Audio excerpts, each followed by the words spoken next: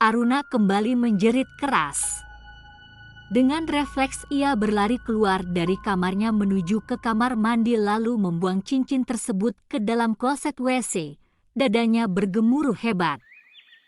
Pikirannya berkecamuk antara meyakini bahwa yang dialaminya adalah mimpi dan kenyataan, namun cincin itu benar-benar nyata. Sedangkan pria yang bernama Doandaru tersebut, ia bahkan tak pernah melihat wajahnya. Juga tak pernah melihat di televisi atau di sosial media lainnya. Dengan perasaan yang tak nyaman, Aruna pun kembali ke kamarnya dengan pikiran yang penuh dengan pertanyaan. Terduduk berpikir keras tentang apa yang sebenarnya terjadi, hingga membuat dirinya tak sadar saat dipanggil oleh bibinya. Aruna, pintu digedor keras. Aruna, panggilnya lagi, hingga membuat Aruna mengerjap kaget. "Runa, kamu dengar gak sih?" umpat Sumi, bibinya kesal. "Iya Bei, Runa dengar kok," balas gadis itu gelagapan menghampiri dan membuka pintu kamarnya.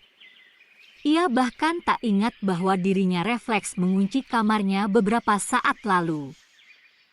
"Kamu itu seorang anak gadis tapi pemalas. Gak tahu diri. Sudah numpang hidup malah enak-enakan dengan sikap malas." Sang bibi memborong kalimat dengan gerundelnya, sedangkan Aruna hanya terdiam pasrah saat bibinya mengatai dirinya. Sadar akan nasib yang saat ini tengah dijalaninya. Hidup sebagai tamu abadi bagi bibi dan pamannya. Tentu harus membuat dirinya bersikap tahu diri. Setidaknya, dirinya harus berguna bagi bibinya. Semisal pembantu gratisan, cepat beli sayuran. Pakai bon yang jelas, takut kalau uang kembaliannya dikorupsi sama kamu, lontarnya blak-blakan. Mengungkapkan isi pikirannya yang memandang rendah pada keponakannya tersebut, "Iya Bei," Aruna menjawab patuh seraya mengambil uang yang disodorkan oleh bibirnya untuk berbelanja. "Sekalian cuci sayurannya, terus masak. Bentar lagi Rasti, sepupu kamu berangkat ke sekolah," titahnya ketus. "Iya Bei," jawab Aruna menunduk. Gadis itu hampir tak pernah membantah ucapan bibinya karena menyadari bahwa dirinya memang layak perlakukan demikian. Numpang hidup, memilih sayuran yang segar dan bervariasi adalah keahliannya. Meski dirinya masih menyandang status seorang gadis, karena sudah terbiasa berbelanja di tukang sayur bersama ibu-ibu tetangga yang lainnya, begitu juga dengan yang lain, sudah tidak heran jika Aruna si gadis cantik itu berbelanja sayuran. Sering, ibu-ibu tersebut belak-belakan berbicara pada Aruna tentang menginginkan dan mengharapkan bahwa Aruna suatu saat akan menjadi jodoh salah satu anak mereka. Bahkan dengan terang-terangan kadang mereka meminta Aruna untuk dijodohkan dengan putra-putra mereka.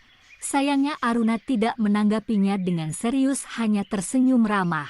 "Udah punya pacar belum Neng Gelis?" tanya salah satu ibu paruh baya yang ada di situ.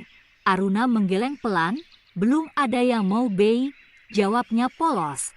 Yang lain pun tersenyum saling bersikut ria. "Ya sudah, terima saja atuh anak bibi, itu si Aleh, tahu sendiri kan, gitu-gitu juga dia anaknya rajin bekerja, meskipun cuma lulusan SD, tapi dia itu pinter nyari uang. Zaman kiwari MAH gak perlu pendidikan yang tinggi, yang penting banyak uang." Ya nggak ibu-ibu, ibunya Aleh memuji putranya. "Iya. Ngapain juga jadi sarjana kalau gak pinter cari uang. Kalau pinter nyari uang, nantinya bakal punya kebo banyak, punya sawah banyak, nikah sama anak ibu ya," bujuknya lagi.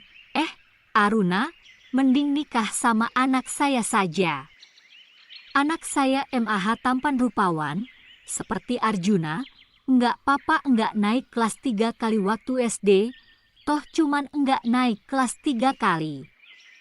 Kalau nikah sama anak saya, seperti memperbaiki keturunan, potong bei Inah.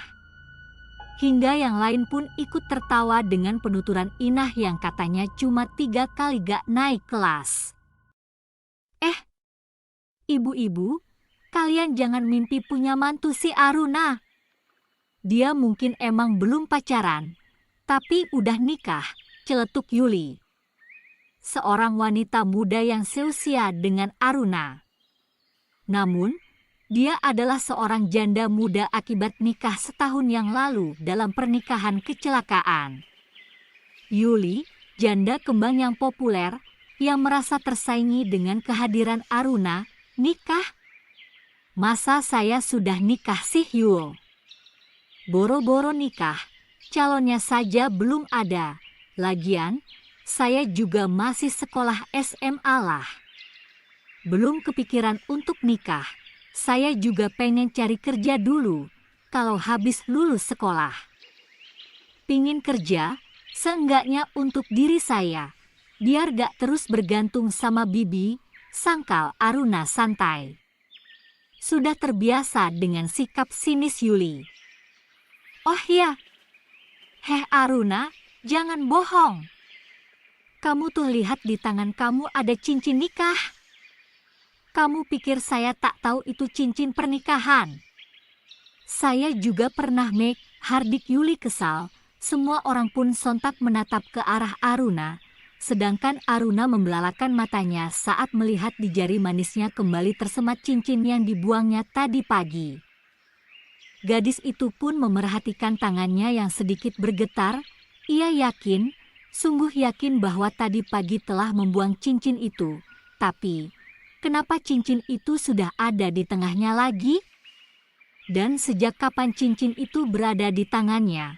Bulu kuduknya meriang ketakutan. Ini fenomena yang tak pernah dihadapinya seumur hidup.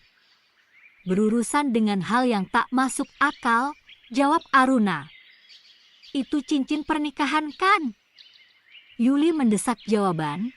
Aruna menggeleng pelan. Saya belum nikah kok. Tanya saja pada bibi saya kalau nggak percaya. Sangkalnya pelan, lalu dengan secepatnya ia memberikan uang untuk membayar belanjaan sayurnya. Iya. Kalau nikah, pasti si Nok akan ngasih tahu sama kita-kita, timpal yang lain tak percaya. Mereka pun tak tahu jenis cincin pernikahan itu seperti apa. Ya sudah, ibu-ibu, saya pamit duluan ya, pamitnya sedikit pamit. Ibu-ibu pun mengangguk setuju, ya sudah, duluan saja, tapi pikirkan baik-baik ya, tawaran ibu. Bei Inah berpesan. Aruna hanya membalas dengan senyuman samar. Saya pamit ya, assalamualaikum, ucap Aruna seraya pergi meninggalkan kerumunan belanjaan sayur, sesegera berlari ke rumahnya. Berlari sekencangnya seraya mengamati cincin itu, benar saja cincin yang tersemat nama Doan Daru, kembali berada di tangannya. Ya Tuhan, ini kenapa cincinnya balik lagi padaku? Aruna membatin penuh kekhawatiran. Dengan cepat ia pun menyimpan barang belanjaan sayurnya di meja makan yang tersedia di dapur.